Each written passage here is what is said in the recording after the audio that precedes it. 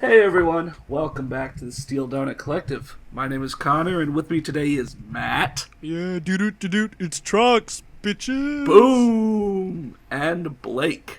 Last and maybe even least. I don't really know. I don't have a whole lot of self-confidence. But either way, it's fan letters.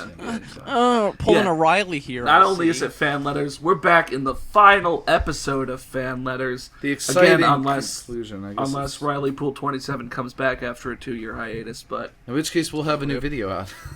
Yeah, we'll have a new video. The exciting conclusion? Probably not. Yeah, so this will cover chapters 13 and 14.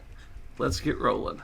If something really like cliffhangery happens, I'm gonna be pissed off that we read through this much bullshit just for it to end on something potentially cool. Yeah. We'll have to take over his fanfic. Can I see your phone for a minute? Riley asked. Peter unlocked it and passed it back to him.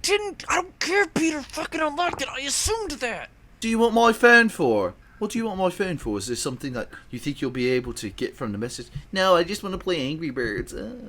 Yeah. They all turned in their seats to watch Riley scrutinize the phone for a few minutes. He finally looked up. Oh my god, what is this? He called from a restaurant called Anthony's. Do you know it? Riley asked Peter. I really just like the idea that he scrutinized the phone and found this out. What did he do? He scrutinized it. He looked at the phone. He scrutinized it and, found Matthew's location? Yeah, he just kind of looked at it really hard, and the phone was really intimidated, so it told him. God, Riley, when you actually try and do something, you're like a master detective. Also, you do things that don't make sense. You do things that are impossible. There's a good chance it just says sent from blah blah blah, and it took him a few minutes just to find that. Yeah. Peter gave a small nod. Yeah, I know it. Used to be a family favorite. Oh my gosh, he is British. Look, it's spelled favorite with OU. He is British. It's a family favorite, but it's been shut down for years. God, I used to love that place as a kid, eating all the bangers and mash and what. Wait! If it's been shut down, how did he call from it? If it's been shut down for years, yeah, why did they still have their phone recognized as Anthony's? Did no one, take the place over and remake it? Did no one shut off the phones? Stop paying the phone bill? Well, I was assuming that Riley was using his sick Lucius Fox skills to pinpoint him based on cell towers. I just assumed he checked which number he called from. No, he was finding his cell location. Neither of those make sense why it's bringing up data that's years old. Yeah, Anthony's. Whatever. Okay, so if Anthony's has been shut down for years, shouldn't it just bring up that he's from an abandoned building? Also, guess what? New sentence, also Peter. Why would Matthew be calling from there? Peter mused. That could have been one fucking quote. I used to love that place as a kid. Why would Matthew be calling from there? And then end quote. Let's go there. See if anybody saw him. This whole situation feels weird. Ben suggested, and Peter drove to the restaurant. There was a light on in one of the windows, and Peter dialed the restaurant on his phone. I guess maybe Matthew literally did call using the restaurant's landline. That's what I was saying. If it's been abandoned for years, who's paying for it? Wait, so Riley's master detector skills just conclude of Googling the phone number. It rung a few times, then the answering machine kicked in. They have an answering machine shut up for an empty building? Well, it's probably like this. It's such an old restaurant, probably run by a bunch of super old people, that they probably had a tape machine answering machine. Oh, yeah. Okay. He hung up, then dialed Matthew's cell phone. No answer. Peter got out and banged his fist on the door. Matthew, are you in there? I need to talk to you. Peter shouted, banging on the door again. The door slid open a few inches, and a tall man with broad shoulders glared down at him. He had a gun in his hand, and he pointed it at Peter's chest. No, shoot Riley. He ain't here, so get lost. The man growled. Nice southern accent there. Yeah. Peter looked at the gun fearfully. I'm just looking for my friend. He called me about half an hour from this building. I really need to... The man stepped forward and raised the gun menacingly. Good, do it. Do it. Get lost, the man repeated. No, do it. Oh no, Sean Connery. Yeah. Peter backed up and quickly got back into his car. He sped off down the road. Again, He's nothing fucking off. happened. He's straight up left. Heavens forbid we have fucking any off. interesting action in this story. Yeah, no. Oh no, we have to go get something to eat to get over this fright. Yeah. What he saw there spooked him for the rest of his days. The rest of his days. Woo, I almost got in a tough situation. Ah, well, now that that's over with, let's go to Denny's. They would go to Denny's. Maybe we should call the police. Abigail suggested. No, that would be fucking stupid. What exactly would they be able to do? Peter said. We don't have any proof that Matthew is injured or anything. Just a really weird phone conversation. And a guy with a gun in an abandoned building. Hello. You know what? I'm who threatened you with a gun. I'm kind of certain that that's a crime. Yeah, he's holding out in an abandoned building like 5 years after the fact. Yeah, but you know what they say? There's a time for crime. Actually, I feel like one thing this story does well is puts me in the character's shoes. I know so little info that I don't know what's going on either. If I were in their shoes, I'd take off those shoes and then jump off a cliff. Yeah, I'd kick my Japanese shoes style. off and my socks off as well. They dropped off Riley in front of his apartment building and watched him go up before driving back to Ben's house. Give a fuck. But they watched him. Why'd they watch him anyway? It's creepy. Let us know if you hear from Matthew, all right? Abigail said as she got out of the car. They went into the house and set to work cleaning up the kitchen. I wonder who he meant by they. Ben thought out loud as he vigorously scrubbed the frying pan. Oh, the fucking frying pan. Do you think he was working for someone else? Matthew told Riley that he was going to sell the book. What? Like he was planning on selling it to a group or something? Pawn Stars. Abigail asked him. I don't know. Maybe. Ben answered. The next morning, Peter had still not heard from Matthew. Ben suggested that they break into the restaurant and take a look around. No, not break to the restaurant. Break into the restaurant. Oh yeah, they break into the restaurant business by buying up Yeah. that abandoned property and starting their first one right there. It's probably already laid out like a restaurant. It's got a kitchen in the back and everything. Oh man, do you think they'll do the whole Ruth's Chris thing and call it like Ben's Anthony's Family Restaurant? Yeah.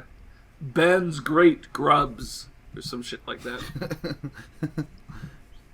Ben's Best Booze and Food. Yeah. Maybe he's still in there. Ben thought out loud. Peter frowned. What about that guy, the one with the gun? He could still be in there. I don't want to get shot or anything. Mate, I'll tell you that right now. Right, mate, getting shot's no big deal. See, here's what you do when you get shot, mate. First, you gotta, put both hands over the wound so, you keep the blood in you. All right. And then you go to suck the venom out. I mean, yeah, you get someone to suck the bullet out. Suck the bullet out. Yeah. And if they stop choking on the bullet, then you gotta give them CPR. Though it's kind of awkward. You gotta give them the reverse Huglich maneuver. They're choking on the bullet, and you go around, you hug them, and you just pat them on the shoulder and go, "You're gonna die." Oh man, this is such a diss. You can stay in the car with Riley if you want. Damn. Riley's owned. I'm gonna break in and take a quick Anything look. but. He's like, hey, don't you dare try to compare me to Riley. I'm not some pussy who's gonna stay in the car like him. I like how Ben automatically knows Riley is gonna stay in the car. Yeah, he knows. Yeah, we all know. Our protagonist, people. Yeah. Ben told him, taking the earpiece and the flashlight from Riley. Ben stood precariously on the edge of the dumpster behind the restaurant. What? Yeah, it was pretty precarious. Yeah. He jumped and clambered up onto the windowsill. He pushed the window open and slid in. Ben had the earpiece in his ear so he could talk to Riley and Peter, who were waiting in the car. I'm glad that whole scene of setting up your Mission Impossible plan took place, I guess, beforehand. I'm glad you just broke in within a single sentence, Okay, I'm in. Ben whispered, jumping down onto the floor. He took his flashlight out and trained it on the ground in front of him. For any cockroaches with guns. He kept the flashlight pointed downward because he didn't want anyone to call the cops. Oh, he doesn't want to alert all the people driving by. Yeah. Ben was standing in a cramped janitor's closet full of cleaning supplies. With a window? Yeah. Through the Why window. is there a window in the closet? Hey, man. I don't know. I don't have a joke. Hey, man, you should go in the closet. There's a beautiful view. Yeah. It smelled distinctly of bleach and mildewy mops. Man, the mildewy mops, my favorite. Mildewy mops. That sounds like an indie name as well. Indie band name. I still think. I still think. What was it? The Down Teens. That's great. Yeah, the Down Teens, or the Casualty Sexism. Down Teens all the way though, man. He opened the door a few inches and peeked into the hallway. The coast was clear. Ben cautiously started to search the restaurant, but it soon became clear that it was empty. He was about to leave when he spotted a jacket on the floor of the kitchen. Ben picked up the jacket and held it up. I love this. This is like such a load of crap, this next part. Peter, what color jacket does Matthew normally wear? He asked. Red. Peter told him. A red... That's not how you spell corduroy. A red corduroy jacket. Oh, yeah. Yeah, because life is just like a fucking cartoon or something where everyone wears the same clothes. Yeah. The jacket matched Peter's description. There was a few small stains on the front collar, which appeared to be blood, but was actually like ketchup. Well, it is a restaurant. Yeah. Well, the good news is... Wait, that's not even Peter. I'm getting so fucked by all these voices. Well, the good news is, How can I fucking... Definitely... Yeah, fuck. he was definitely here. Ben said grimly. This restaurant is empty, though. I found his jacket, but that's it. Oh. Ben went through the window and got back into the car. I probably got the door at this point. I mean, it's empty. He passed the jacket to Peter, who was sitting in the back seat. Oh boy. Sitting in the back Sitting in the evening sun. Which seat can I take? Riley, I want to fuck up Riley. Here, that place was empty. No fucking shit, Ben told him. Riley drove to Ben's house and they went inside. They sat down in the living room when Peter's phone started to ring.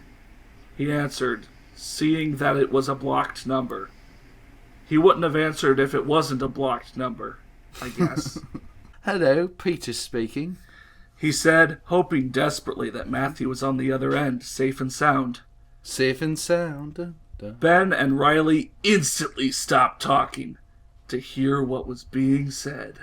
They were just like shooting the shit in the corner, like, oh yeah, you got a phone call, anything. They're just like... They didn't care that Peter got a phone call until Peter started speaking. It's not like, hold on guys, I got a phone call and it's a blocked number. It's like, ha ha, hey, no, oh shit, shut the fuck up, shut up. You have one day to bring us the book in exchange for your friends. Multiple friends' life. Yeah. Multiple friends. Because they We will kidnapped all kill their Matthew. friends. We will kill Matthew and Riley if you don't bring us the book. Well, actually... I'm gonna actually, have wait, to think about this now. Well, I thought you said our friend's life. Why did you say Riley? Well, wait a minute. The way the apostrophe is placed, that's plural possessive. So it's several friends who all share one collective life. Yeah.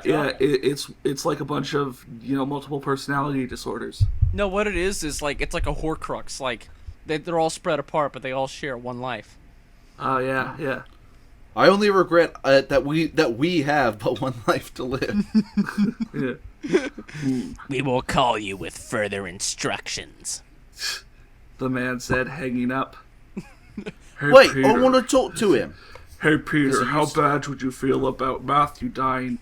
Not as good as I'd feel about Riley dying. Riley dying, yeah. All right, let's go to Denny's. There's like, they're hanging out at like Cracker Barrel eating the big Southern man's breakfast or whatever the hell it's called. Yeah. Mama's pancake breakfast they're eating. Yeah. Mom's pancake breakfast 3. I just know I ate there yesterday. Peter shouted, but the man was already gone. What did he say? Riley asked. They want the book. They're like a trade for Matthew. Peter told them. He looked shaken, But not stirred. Oh man, we all went for the same shitty joke. Yeah. Jinx. Dad jokes. Ba-doom-tsh. We can't give him the book. We don't even have it. Besides, it belongs in the museum. It belongs in a museum. It belongs in a museum, Not in the hands of some crook. Riley said.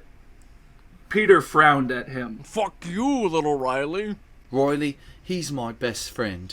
I can't just let him get killed. Yeah, you can. If it was you, then maybe. But well, actually, definitely. Definitely. But not him. I love defiantly don't. Don't worry, we're gonna get him back in One Piece. Ah, One Piece, favorite anime. Yeah. That is a promise. Not actually my favorite. That was Oh, what? It's not your favorite. It's my favorite. Ben told him. How? Riley questioned. I'm working on it. Shut the fuck up, Riley. Give me more than, literally 1 second. Ben told him, eyebrows bunched together in concentration. Oh, man. Oh, this does end on a cliffhanger. I'm mad. Alright. Chapter 14. The final chapter. Oh, You know, I was really hoping that they do that one thing that sometimes people in fanfiction fuck up, where rather than saying their brow was knit, they'll say their eyebrows were knit. Yeah. Oh well, it'll come again. I don't know, Matt, there's still time. There's still time for everything to neatly resolve for no reason in about 3 sentences. It doesn't, though. well, I you just can hold looked on at out. it. I just looked They at snuck in No, and stole no, the it's- book. Then they met it's and got fine. Matthew back. After that, they all went for pizza. The end. Yeah, They went they'll to- go to they'll That is go a down. paragraph that I would believe Riley Pool 27 would write. Ben's like, see you on Wing Street, guys. Yeah. Alright. Chapter 14. They needed to drive back to the museum. If they were going to get Matthew back alive, they would need that book. Peter knocked on the curator's door and walked in. Hello, sir. He said, We were wondering if we could borrow that book we gave you, the one from the Abbey of Orville. the curator looked surprised. Eh? I don't have it. I'm sorry. We shipped it to the British Museum last night. They requested it on loan for one of their exhibitions. Wow, they got rid of that book super fucking fast. Yeah. You don't have it. Peter repeated, sounding defeated. He sounds confused. Like, you don't have it. Come on, keep going, Oh, man. wow. Listen Sorry, to his guess I great never reaction did. here. Yeah. Listen to his great reaction. Oh my god, this sucks. Oh. Like, Oh man, that's this what- is that's what it does. just a total bummer. Thorn in my side, penis Oh. in my dick. Ugh. Fucking Like he Matthew, goes man, to he the- owes me a drink at the pub later. like he goes to the doctor and it's like, you have cancer. He's like, oh my gosh, this really bites. Oh, man. This is not what I was Oh, expecting man. this morning. This is such a Man, that's- dingus thing to happen to me right now. Yeah. Man, that's a real piss in your tankard if I've ever had one. Looks like it's raining on my day now. I just made up that Britishism, by the way, but I think it's pretty good. Piss in my tankard. Okay. I carefully scanned every page, if that is any help to you, the curator told him, seeing the look on Peter's face. The look of mild sadness and annoyance, I guess. Yeah. I'm terribly laissez-faire. sorry. Whoa, this is amazing. Can I have a copy of the scans? This is really important to me. He's just gonna, like, make a fucking copy with his OneNote. Yep. Holy crap. No, wait, that's what they do. No, listen to this. Peter told him. Oh. The curator nodded and burned him a copy. Oh, disc, I guess. Yeah, they No, used- listen, they- read, yeah. read. Here you go, he said, putting the CD into an envelope for him. To a CD. An envelope? Yeah, They put it in an envelope. To a CD. yeah. They overclocked. should- They overclocked their Windows XP to burn at 42x speed. Man, you know what they should have done? They should have just I burned guess it you're to a burning cassette tape. files, not music. So I don't know. Dude, they should have burned the files, or not really burned, but transfer the files to a cassette tape, and they could have just accessed the files in like their Commodore 64 cassette loader. Oh Yeah, my god. yeah. I can't believe that they burned it to a CD of all the stupidest fucking things to do. You expect a museum to have USB ports That's on what their I was computers? thinking, Come just put on, it Matt. in a USB drive. No, Or just Matt, send Matt, it to Matt, him. Matt. You don't understand Email how it. backwards and behind museum computers are. I'm surprised they didn't burn it to a floppy disk, honestly. The cassette tape, man. 80s tech cassette loaders. Yeah. Peter put the disc into his jacket pocket and walked back outside. He could see Ben and Riley waiting expectantly for him in the vehicle. Well, Ben asked as Peter slid into the driver's seat. Slid Did he in? give you Did the- you go Dukes of Yeah. Hazzard style? Yeah. Yeah, he's smooth, man. Peter's smooth. It looks like them Did he Duke give you boys the couldn't book? get back their book. What are they gonna do now? What about them Duke boys showed up? He doesn't have it. They loaned it up to a museum in London. Seriously? Riley piped up, incredulous, from the back seat. He gave me the scans on a disc, though. Peter said, handing the CD to Ben. Ben looked at the CD in his And hand then broke it over Riley's head. Oh my god. and had an inspiration. Not a moment of inspiration. Had Not an even- inspiration. Oh man, He I wish I could had have an He inspiration. had An an inspiration. inspiration. Not an epiphany, An but an inspiration. inspiration. Yeah. Good God. We're gonna make a forgery. Ben said, determined. Peter's reaction is mine. Wait, what? Peter asked, starting to laugh. Oh, that's You know that- hilarious! Forging a book. You know, Woo. you know that is completely ridiculous, right? Classic Ben joke right there, saying he's gonna Yeah. forge something. Woo! Classic. Riley leaned forward until his elbows were on the armrest between Peter and Ben. Gosh. I wouldn't be so quick to laugh, Peter. This is the same man who stole the Declaration and kidnapped the president. He also fucked your mom. Yeah. And I fucked his Right. wife. Yeah. You don't want to talk to your real dad like that, do you, Peter? And Peter's like, oh. Yeah. Yeah. Riley reminded him, smirking. Yeah. Sorry. If we do make a forgery, it'll have to look pretty damn convincing. Not damn convincing, but damned convincing. I Yeah, don't it's- want Matthew's blood on my hands because we screwed up. It's really me I'm worried about here. I could give a fuck about Matthew. I just don't want to look like a fucking idiot with a bad forgery, right?